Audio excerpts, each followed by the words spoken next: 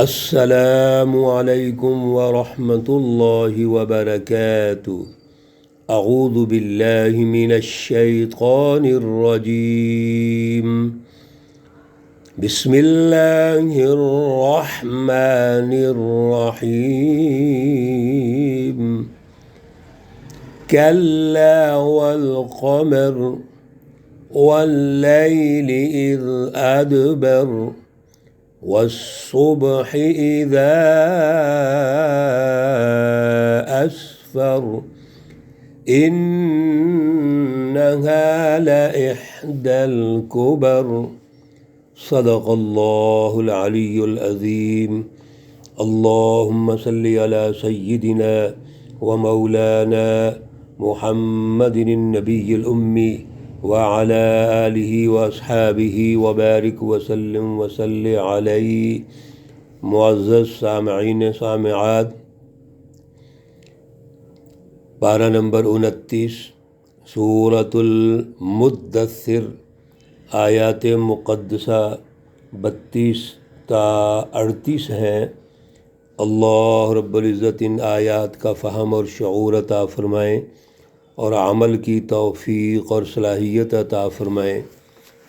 سورۃ المدثر بڑی اہم سورہ مقدسہ ہے، جس میں رسول اللہ صلی اللہ علیہ وسلم کے شروع کے جو حالات ہیں وہ اللہ رب العزت ارشاد فرما رہے ہیں۔ جماعت سازی کا دور ہے، اور جماعت سازی کے لیے جو 4 اہم خلق ہیں اللہ رب العزت نے وہ ارشاد فرما دیے۔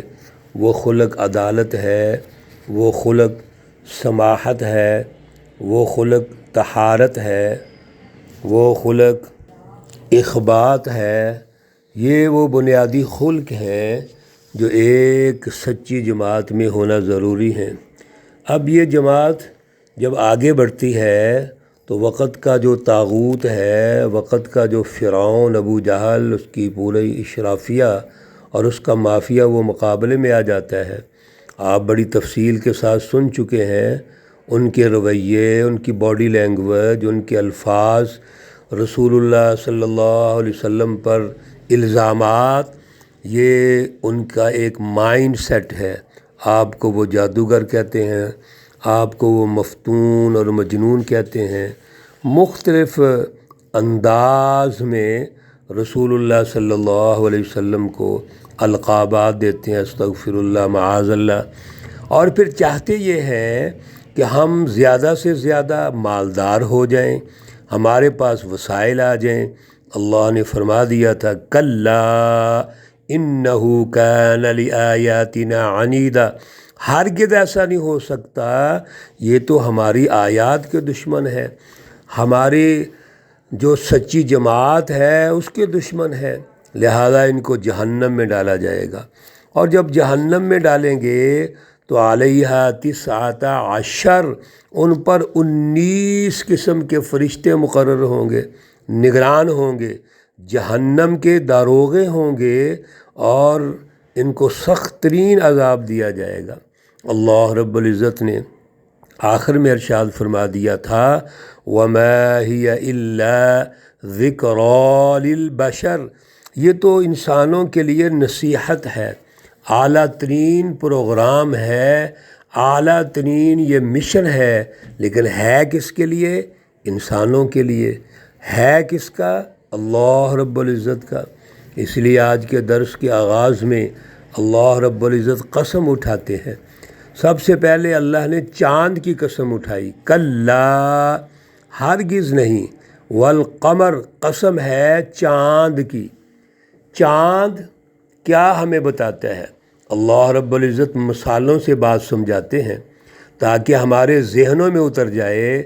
چاند جب شروع ہوتا ہے تو بالکل چھوٹا سا ہوتا ہے، ایک لکڑی کی طرح، لکیر کی طرح، لیکن یہ چاند جب بڑھتا ہے تو بڑھتے بڑھتے 14ویں کا چاند بن جاتا ہے۔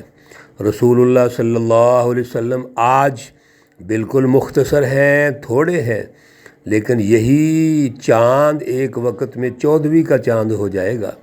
یہ ایک سچی جماعت کی مثال ہے، اس لیے قسم فرمائی اللہ نے، والقمر، قسم ہے قمر کی، اور یہ قمر آج چھوٹا سا چاند ہے، کل کو یہ 14ویں کا چاند بنے گا، یہ دنیا میں چمکے گا، اور یہاں پر قومی اور بین الاقوامی انقلابات آئیں گے، اور رسول اللہ صلی اللہ علیہ وسلم غالب ہوں گے، اللہ کا دین غالب ہوگا۔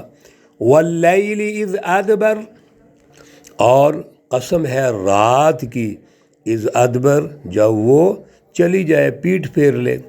رات آتی ہے، اندھیرا آ جاتا ہے، لیکن میرے عزیزو ایک وقت میں رات ختم ہو جاتی ہے۔ آج تک ایسے ہوا ہے کہ رات آئے اور وہ رات ہی رہے؟ نہیں، بلکہ وہ صبح اذا اسفر، قسم ہے صبح کی جب روشن ہو جائے۔ یہ آج جو اندھیرے ہیں، ظلم ہے، اور ابو جہل اور اس کا پورا اتحادی جو مافیا ہے، اس نے غلامی کا نظام قائم کیا ہوا ہے، یہ ظلمات، یہ غلامی ایک دن ختم ہو جائے گا، اور جب ختم ہوگا تو پھر صبح طلوع ہوگی۔ اب صبح کا ایک تو آغاز ہوتا ہے، اور پھر ایک نصف النہار پہ جا کے سورج جب چمکتا ہے، اپنی جوانی پہ پہنچتا ہے، تو روشنی پکی ہو جاتی ہے، پختہ ہو جاتی ہے، ہر چیز پر غالب ہو جاتی ہے۔ اللہ رب العزت اسی طرح مثال دے کے فرماتے ہیں کہ رسول اللہ صلی اللہ علیہ وسلم ان اندھیروں کو ختم کریں گے، ظلم ختم ہوگا، غلامی ختم ہوگی، صبح آئے گی، اور جب صبح آئے گی تو وہ مختصر روشنی ہوتی ہے، لیکن آہستہ آہستہ وہ روشنی تیز ہو جاتی ہے۔ انہا لإحدی الکبر، بے شک یہ جتنی نشانیاں ہیں اللہ رب العزت ارشادات عالیہ ہیں، یہ بڑی بات ہیں، بڑی چیزیں ہیں۔ اللہ رب العزت ایک چاند کے ذریعے سے ہمیں سچی جماعت کی تیاری سمجھا رہے ہیں، رات کے ذریعے سے ظلم کا نظام سمجھا رہے ہیں، اور صبح کے ذریعے سے غلامی سے آزادی، ظلم سے چھٹکارا اللہ رب العزت ہمیں سمجھا رہے ہیں۔ اور یہ کون کر رہا ہے؟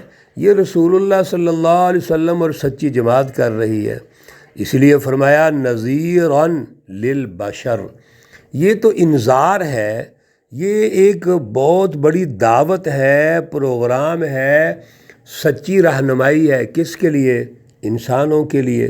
اب انسانوں کا کام ہے، لوگوں کا کام ہے، اس پہ غور و فکر کریں، اس لیے اگلی آیت میں فرما دیا لمن شاء منکم، اب آپ غور کر لیجئے، اس شخص کے لیے جو چاہتا ہے منکم، تم میں سے، ان یتقدم، آگے بڑھے تو آگے بڑھ جائے گا وہ، او یتاخر، یا پیچھے رہ جائے۔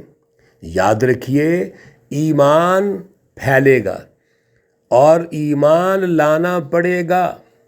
آج ایمان لے آؤ، سچی جماعت کا حصہ بن جاؤ، بڑی اچھی بات ہے، لیکن اگر آج تم ایمان نہیں لاتے، بعد میں لاتے ہو تو بعد میں لے آؤ۔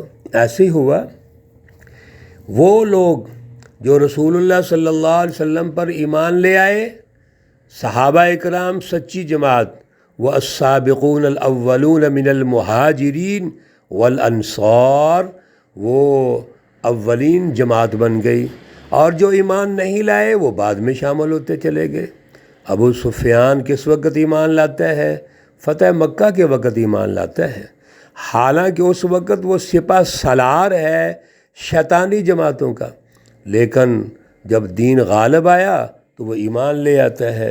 اس لیے رسول اللہ صلی اللہ علیہ وسلم کا ارشاد گرامی ہے، لا یزال ھذا الدین عزیزا منیا، یہ جو دین ہے یہ غالب ہو کے رہے گا، یہ عزت والا ہے اور غلبے والا ہے، اس نے غالب ہونا ہی ہونا ہے۔